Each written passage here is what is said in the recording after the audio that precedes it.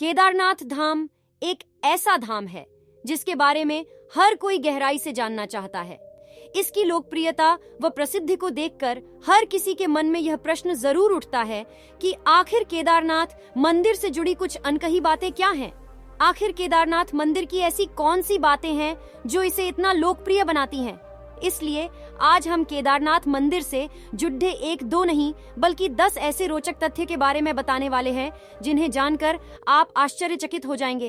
तो आइए जानते हैं केदारनाथ मंदिर से जुड़े अनकहे पहलू।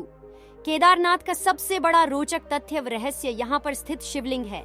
ये शिवलिंग त्रिकोण के आकार का एक बड़ा पत्थर है जिसे भगवान शिव के बैल रूपी अवतार का पीठ वाला भाग माना जाता है।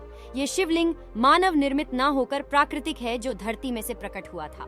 इस शिवलिंग के निर्माण के पीछे महाभारत के समयकाल की पांडवों व भगवान शिव से जुड़ी कथा प्रचलित है। इसमें महाबली भीम शिव के बैल रूपी अवतार के पीछे वाले भाग को पकड़ लेता है, जिस कारण वह भाग वहीं रह जाता है। बैल के 4 भाग 4 अन्य स्थानों पर प्रकट होते हैं। इन्हीं 5 स्थानों को सम्मिलित रूप से पंच केदार के नाम से जाना जाता है। केदारनाथ पंच केदार में से एक होने के साथ साथ 12 ज्योतिर्लिंग में भी एक ज्योतिर्लिंग है। दरअसल एक समय में भगवान विष्णु इस जगह पर भगवान शिव की तपस्या कर रहे थे। उनकी तपस्या से प्रसन्न होकर शिव ने उन दोनों को दर्शन दिए। इसके बाद शिव ने अपने एक रूप को हमेशा इस स्थल पर ज्योतिर्लिंग के रूप में निवास करने का आशीर्वाद दोनों को दिया। उसके बाद से केदारनाथ का स्थान ज्योतिर्लिंग में भी सम्मिलित हो गया। केदारनाथ मंदिर का निर्माण बड़े बड़े पत्थरों, चट्टानों, शिलाखंडों से किया गया है। इन शिलाखंडों को आपस में जोड़ने के लिए इंटरलॉकिंग तकनीक को अपनाया गया है, जिसमें कहीं भी सीमेंट का प्रयोग नहीं किया गया है।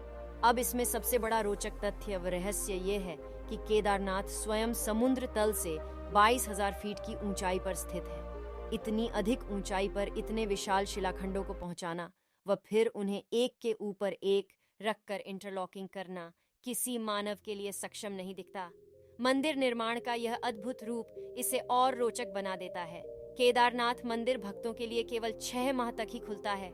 मई में अक्षय तृतीया के दिन इसे खोला जाता है व दीपावली के अगले दिन गोवर्धन पूजा में इसे बंद कर दिया जाता है। उसके बाद मंदिर के कपाट 6 माह तक बंद रहते हैं व भगवान शिव के प्रतीकात्मक स्वरूप को नीचे उखी मठ में स्थापित कर दिया जाता है। ऐसा इसलिए किया जाता है क्योंकि उस समय यहाँ भीषण बर्फबारी होती है।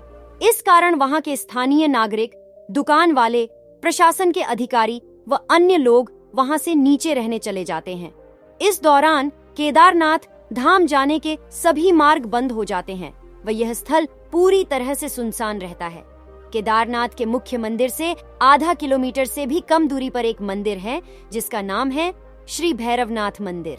भैरवनाथ को इस क्षेत्र का क्षेत्रपाल कहा जाता है, जिनके द्वारा केदारनाथ मंदिर व इसके आसपास वाले स्थलों की सुरक्षा की जाती है। जो कोई भी केदारनाथ की यात्रा पर जाता है उसका इस भैरव मंदिर में दर्शन करना आवश्यक होता है, अन्यथा केदारनाथ की यात्रा पूर्ण नहीं मानी जाती है।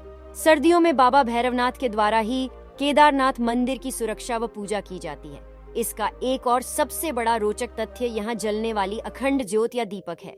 दरअसल जब मंदिर के पुजारियों के द्वारा सर्दियों में मंदिर के कपाट बंद कर ताला लगा दिया जाता है, तब मंदिर के अंदर एक जलता हुआ दीपक छोड़ दिया जाता है। इसके 6 माह के पश्चात जब मंदिर के कपाट पुनः खोले जाते हैं तब वह दीपक उसी तरह जलता हुआ पाया जाता है। इसके साथ ही ऐसा प्रतीत होता है कि जैसे कल ही किसी ने मंदिर में पूजा अर्चना व साफ सफाई की हो। 2013 में आई भीषण त्रासदी के बाद जब मंदिर के कपाट मई माह में खोले गए थे तब भी यह अखंड ज्योत जल रही थी। वर्ष 2013 में केदारनाथ में आई प्राकृतिक आपदा के बारे में कौन नहीं जानता। यह आपदा इतनी ज्यादा भीषण थी कि लगभग 10,000 से ज्यादा भक्तों की मृत्यु हो गई थी व केदारनाथ जाने का मार्ग व अन्य स्थल पूरी तरह से तहस नहस हो गए थे। लेकिन आश्चर्य की बात यह थी कि मुख्य मंदिर को कुछ भी नुकसान नहीं पहुंचा था। इसका कारण था बाढ़ के पानी में बहकर आई एक विशाल चट्टान, जिसे आज हम भीमशिला के नाम से जानते हैं। 2013 में जब बाढ़ का पानी तेज गति से केदारनाथ मंदिर की ओर बरयाच रहा था, तब उस पानी के साथ एक विशाल चट्टान भी बहती हुई मंदिर तक आई और ठीक मंदिर के पीछे आकर रुक गई। बाढ़ का पानी उस चट्टान से टकराकर 2 भागों में बंट गया व मंदिर के दोनों ओर से निकल गया।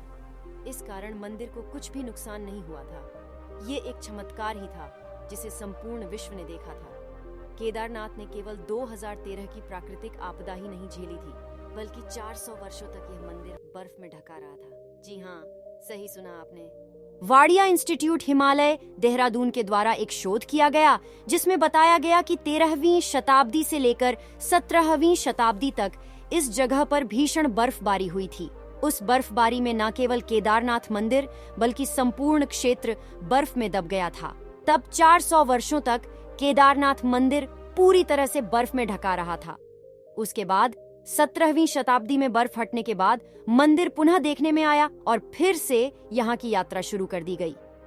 मंदिर की दीवारों पर बर्फ से ढके होने के निशान आज तक देखे जा सकते। केदारनाथ मंदिर से जुड़ा एक और रोचक तथ्य जिससे जुड़ा हुआ है वो है यहाँ के पुजारी। सदियों पहले जब भारत की भूमि पर आदि शंकराचार्य ने जन्म लिया था तब उनके द्वारा केदारनाथ मंदिर का पुनः निर्माण किया गया था।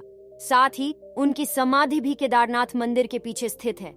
आदि शंकराचार्य के द्वारा केदारनाथ मंदिर की देखभाल व पूजा अर्चना का कार्य कर्नाटक राज्य के वीराशैव जंगम समुदाय के ब्राह्मणों को सौंपा गया था। तब से ये परंपरा आज तक चली आ रही है। इसके साथ ही मंदिर के सभी पूजा अनुष्ठान व कार्य कन्नड़ भाषा में ही किए जाते हैं। पुराणों में यह भविष्यवाणी की गई है कि भविष्य में केदारनाथ धाम लुप्त हो जाएगा। उनके अनुसार नारायण की शक्ति से पहाड़ों का आपस में मिलन होगा और इस क्षेत्र पर स्थित सभी धाम लुप्त हो जाएंगे, जिनमें केदारनाथ व बद्रीनाथ मुख्य हैं। पहाड़ों के आपस में मिलन से इन धामों के मार्ग लुप्त हो जाएंगे व ये एक रहस्य बनकर रह जाएंगे। पुराणों में यह भी कहा गया है कि इसके बाद एक नया धाम बनेगा जिसे भविष्य बद्री के नाम से जाना जाएगा। इसके बारे में आपका क्या ख्याल है कमेंट में जरूर बताइए। वीडियो अच्छा लगा है तो लाइक और चैनल को सब्सक्राइब जरूर करें। धन्यवाद।